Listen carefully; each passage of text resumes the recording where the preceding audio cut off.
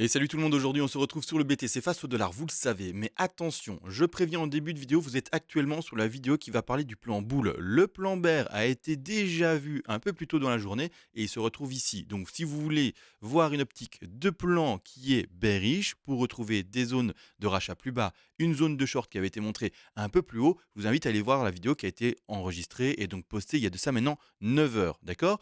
Premièrement, ça c'est dit et ça c'est fait. Ce qu'on va faire aujourd'hui du coup, c'est voir premièrement est-ce que pour autant, parce que c'est vrai, il y a une belle correction qu'on le voit ici en rouge, c'est-à-dire on a perdu 5%, eh bien aujourd'hui en moins d'une, 2 heures, c'est fort, etc. Mais pour autant, est-ce que le plan boule est invalidé? Je vais vous montrer que non, le plan boule est toujours valide et d'ailleurs, comme ceux qui sont en bear, maintenant, donc en bear market, ceux qui ont ouvert eh bien, la position de bear sur cette zone-ci, ils sont parfaits, ils sont propres. On se retrouve dans le même cas actuellement avec une position pour les personnes qui sont boules, très propre également. Tout ça, c'est du risk management, du ratio, du risque reward. On va en parler aujourd'hui, bien entendu, pour le montrer. Avant de continuer d'ailleurs l'analyse de tout ceci, d'accord, je rappelle qu'enfin, le PDF qui était à 40 euros est passé à 25 euros. Donc ceux qui ne l'ont pas encore, c'est peut-être une opportunité, bien sûr, de te le procurer. Et également, ceux qui veulent apprendre en plus du PDF qui lui-même comprend tous les Fibonacci de retracement, d'extension, les cas particuliers, les configurations des vagues, comment les construire, etc. Bref, tout cela dans le PDF. Mais si vous voulez apprendre encore plus, vraiment aller encore plus loin dans la pédagogie, avoir plus de suivi, vous le pouvez. Il suffira à ce moment-là de souscrire à la chaîne pour un mois. Vous pouvez après un mois tout simplement également arrêter la souscription. Pour ce faire, soit vous cliquez sur rejoindre ou également sur le deuxième lien ici, vous cliquez dessus et vous voyez une souscription possible. Souscription d'un mois. Si ça vous suffit, vous arrêtez, vous avez le PDF parce que oui, dans cette souscription, vous avez le PDF, bien entendu. Vous avez accès également au Discord. Discord dans lequel pour le moment on est 130, donc très heureux du nombre, il est assez dynamique et c'est cool. Donc ici on partage nos plans, etc. Vous le savez. Et également, en plus de cela, eh bien vous aurez les directs, parce que oui, on fait des directs, au moins 4 fois par semaine, on fait des directs. Les lives sont annoncés, etc. On fait des directs où on parle du BTC, de l'ETH, du BNB. On fait des directs où on parle, déjà maintenant c'est un autre format, mais bref, on parle de tout ce qui est altcoins, Phantom, Casper, Ion, Bifi Finance, XRP, Luna Classic, ça c'était pour la curiosité, etc. Bref, on parle également de tout ça. Et ces altcoins qui sont demandés sont des analyses que vous me demandez également. Vous pouvez me dire, c'est Matt, est-ce que tu peux analyser ça? Et je l'analyse donc. On répète, vous avez accès à un Discord, vous avez accès à des analyses à la demande, vous avez accès au direct, à leur rediffusion et également au PDF. Tout ça pour 50 euros. Vous pouvez prendre un mois de souscription, arrêter dès qu'en fait vous en avez marre, ou au contraire prendre un mois, 2 mois, 3 mois et vous faire plaisir avec moi en live sur Discord et également sur les vidéos publiques qu'on fait habituellement ensemble. Donc voilà, c'est à vous de voir, bien sûr, ce que vous voulez prendre, mais bienvenue si vous choisissez de venir dans le bateau avec nous. Maintenant, de manière générale, on va quand même partir dans l'analyse. Et ce que je veux indiquer par rapport en fait à la hausse, premièrement, on n'a pas cassé le niveau qui était primordial, qui est ce bas de 4 précédent. Je rappelle, il y a un plan bear également, vous le savez, mais vous devez avoir une conviction haussière ou baissière, ou sinon vous ne tradez pas. Si vous êtes dans une configuration haussière pour vous boule et que vous allez prendre des trades qui vont vers le haut, c'est la vidéo qu'il faut regarder. Si au contraire vous êtes sur une configuration baissière et que vous voulez en fait trader vers le bas, c'est pas la vidéo entre guillemets qu'il faut regarder. Vous devez regarder la vidéo de ce matin, d'accord, qui a été postée il y a de ça 9 heures, c'est-à-dire vers midi finalement, d'accord. Donc cette 5 là, si vous êtes boule, elle n'est pas finie, d'accord. Le niveau invalidant, c'est quoi? C'est ce stop loss, d'accord, c'est le bas de 4. Si on réenfonce le bas de 4, c'est plus possible, d'accord, c'est fini, on finit en fait le grand degré et on va chercher bas de 2 et un niveau d'achat qui est plus bas. D'accord, je suis désolé, c'est un peu compliqué pour les néophytes, mais il faut que j'avance clairement, sinon on va jamais arriver à la fin de notre histoire. C'est-à-dire que là, par rapport au trade, là où on est maintenant, imaginez vous êtes parti en vacances, vous êtes parti à Hawaï, vous êtes parti dans une caverne pendant 2 semaines et vous vous dites depuis là-bas: «Ah moi je suis boule sur le BTC, malheureusement je suis pas à la maison pour trader, je suis en vacances, je suis dans une caverne, pas évident», voilà. Vous arrivez plus tard, la zone statistique, vous le savez, vous maintenez quand même votre décompte dans la tête et vous savez que c'est 50-61,8% Fibonacci pour le bas de 2. 73% des cas, je le rappelle, eh bien, si on est dans une 2, on se termine ici. Enfin, en tout cas, on termine notre frein et donc notre chute ici. Donc ici, je remets vite le Fibonacci pour le montrer. On le place de cette manière et voyez bien qu'en fait, en dessous de tout ce schmilblick, eh bien, on retrouve bien la zone par 50 à 61,8. On le transperce actuellement, il est vrai. Mais n'oubliez pas, quelqu'un qui prend plus de risques aura un reward, c'est-à-dire une récompense qui est beaucoup plus importante aussi. D'accord. Donc là, la personne qui est partie en vacances ou qui était vraiment en fait dans une grotte, elle arrive actuellement, aujourd'hui, elle voit le cours à 22 300. Classiquement, si elle avait juste répondu aux statistiques, elle serait rentrée avant. Mais son stop, le trade serait toujours pas perdu parce que le stop, c'est lui qui fait que le trade est fini. Mais autrement, on accepte tout ce mouvement-là jusqu'à ce qu'on se fasse prendre par son stop et on se dise, bah, trade terminé. D'accord. Ça, c'est la base. Malgré tout, là, tu viens de ta caverne, t'arrives, 22 300. Si tu ouvres ton trade, qui est simulé par ce rectangle ici, je vais vite retirer celui-ci ou je vais le mettre juste en translucide.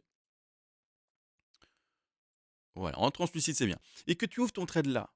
Mais quelle optimisation, en fait, par rapport à la suite, si on est boule. C'est-à-dire que là, tu vas avoir un ratio de fou. J'ai déjà fait le travail en live, donc tout a déjà été préposé, mais c'est-à-dire qu'on va le refaire ensemble, bien sûr. Time frame peut-être un peu petite. Allez, on va passer sur du daily pour avoir plus de facilité à déposer ses Fibonacci. Hop, ici de cette manière-là. Et donc, si tu rentres maintenant, ça sera les TP. Il y a toujours un TP de sécu à prendre, c'est celui-ci. Ça, c'est le TP de sécu, je rappelle, c'est pas un TP pour faire de l'argent, c'est un TP pour couvrir en fait sa perte. En tout cas, pour minimiser sa perte, parce que vous n'allez jamais recouvrir complètement votre perte par rapport au stop loss, hein. Je le rappelle encore et toujours. Mais c'est-à-dire que là, à ce moment-là, on fait le travail ensemble. On va à la racine. Hop, mal placé. Allez, on reclique correctement, s'il te plaît. Hop, hop. Et ensuite, pour le moment, on va au bas qui est connu. Si ça va plus bas, on devra réadapter. C'est-à-dire que là, vous voyez, on va placer notre 3 à 161,8. Notre 4 à 23,6. Je vérifie que c'est bien le cas, parce que la 2, pour le moment, elle était forte. Donc je vérifie que j'ai bien placé ça à 23,6 et qu'il n'y ait pas d'erreur, entre guillemets.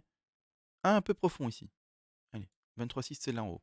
Voilà, on reprend son Fibonacci d'extension, on le place en bas de 4. Et les objectifs ici sont les 100, les 161,8 et les 261,8. C'est-à-dire que les prix et donc les zones de prise de bénéfice par rapport à cette entrée actuelle, il faut des coronesses, hein, bien sûr. Mais c'est ça. Coronesse veut dire plus de risques. Mais plus de risques veut dire si c'est gagnant, plus de récompenses. Et à ce moment-là, le premier objectif, aller chercher les 30 600. Le deuxième objectif, aller chercher à 33 072, toujours des zones autour. Hein, d'accord. Et le dernier objectif, 36 800. D'accord. C'est-à-dire que quand on va mettre son outil par rapport à la position de ratio, mais vous le voyez déjà venir. Vous le voyez venir. Vous le voyez venir, c'est d'office. Regardez, juste par rapport au premier objectif seulement. Pas le sécu, hein. Le sécu, c'est pas pour faire du bénéf, hein, c'est pour, je vous l'ai expliqué. On est déjà sur un ratio, mon Dieu, de 8,50. Donc celui qui a des coronesses, qui est dans un plan boule, qui se dit, moi je prends un risque reward important, je veux monter, je mets cet épée là. Tu as un ratio de 8,5, mais tu as un bénéfice de fou possible. C'est incroyable. Donc, il n'y a pas d'hésitation, entre guillemets, si tu es boule. Ça peut se faire. D'accord. Le ratio est bon, le plan est bon. Alors quand je dis qu'il n'y a pas d'hésitation, c'est que tout a été calculé et on ne voit pas d'erreur dans le calcul. D'accord. Par rapport à la position prise. C'est une excellente position à prendre si tu veux la prendre. Ça, c'est dit, ça, c'est fait. Maintenant, on va zoomer. On va zoomer parce que le plan de trade, il est posé, il est indiqué, il est expliqué depuis déjà des mois, enfin des mois non, mais depuis depuis une ou deux semaines, donc là-dessus, il n'y a pas de souci. Mais c'est-à-dire que on va zoomer, on va passer sur du 4. Je regarde un peu, de l'horaire peut-être. Peut-être pas faire trop détaillé, j'essaye de garder le trop détaillé pour pas vous casser la tête, sur le public, avec pas du quart d'heure ou des choses comme ça. J'essaye de, garder ce travail de quart d'heure et cetera, dans des time frames vraiment très petites pour les lives où il y a le chat, où on peut échanger ensemble, où je peux vraiment prendre petit à petit chaque étape et cetera. Vraiment, «Ah CMA, quand j'explique les choses, j'ai pas compris» et directement expliquer. Parce que là, en rediffusion vidéo publique, c'est compliqué, hein. Vous voyez, je vais peut-être aller trop vite, perdre tout le monde, et cetera et donc il y a pas ce suivi qu'on a avec le live.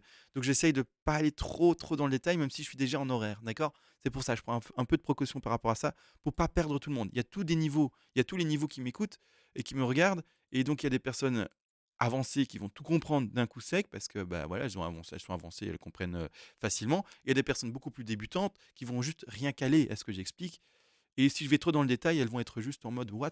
Qu'est-ce qui se passe?» hein? Donc voilà.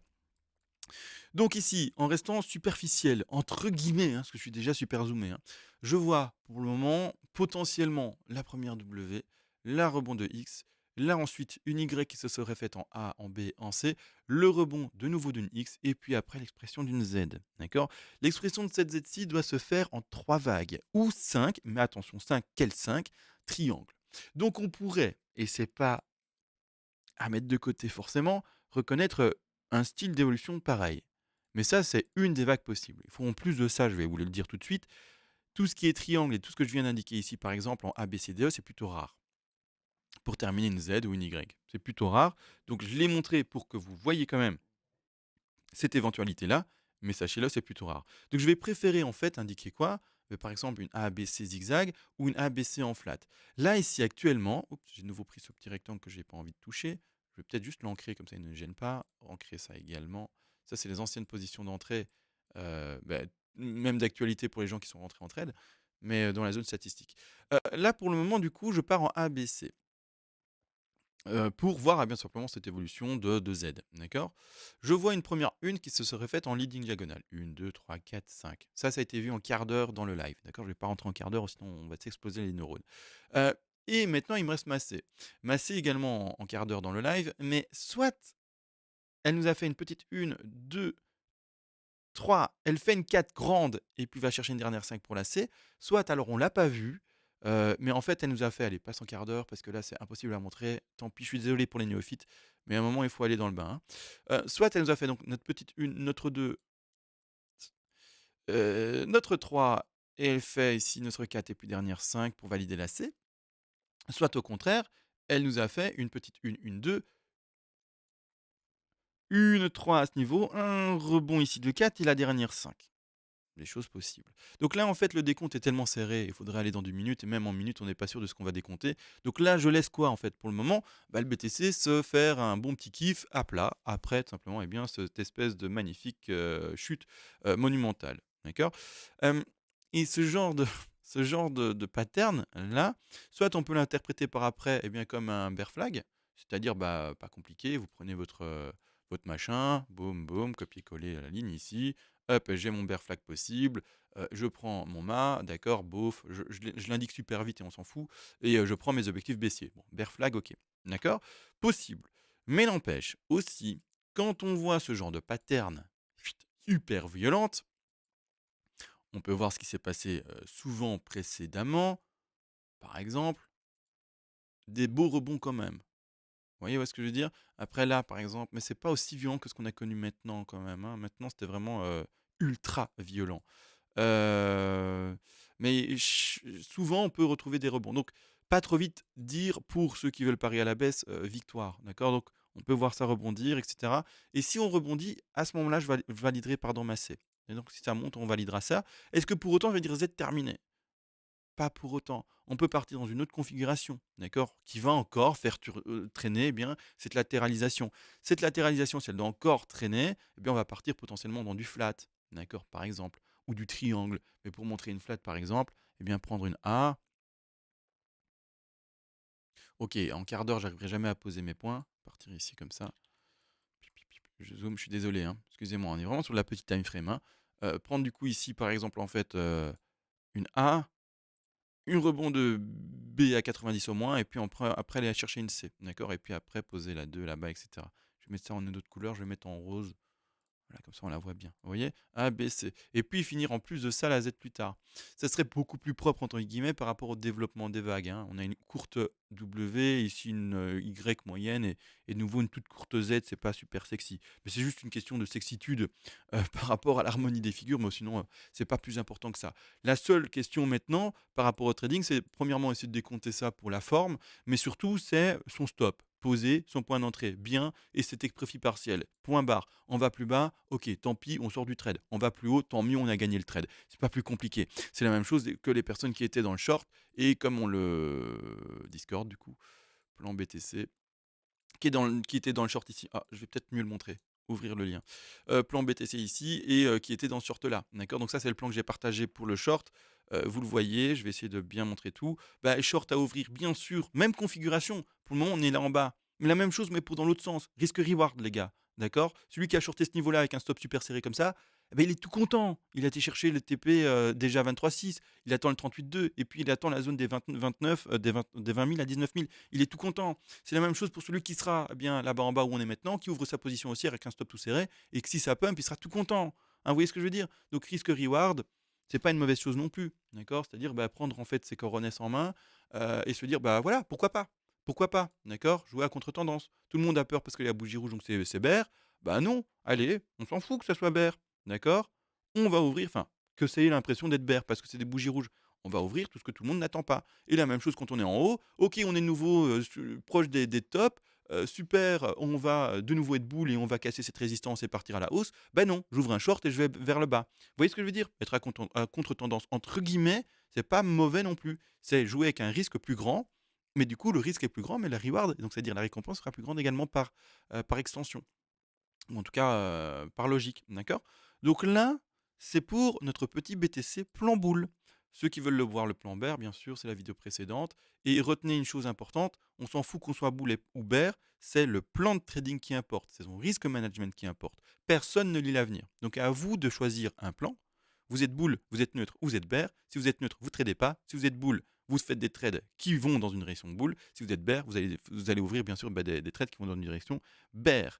Voilà, je pense que maintenant j'ai tout dit par rapport à ceci. Bienvenue à tout le monde, bienvenue à ceux qui vont passer le pas pour le Discord, les lives, les rediffusions, les analyses à la demande et le PDF. Et également, merci à tous les autres, bien sûr, d'être toujours prudents, non, mais présents. Sur ce, les gars, plein de bisous et on se retrouve à demain normalement. Et sur ce, ciao réellement.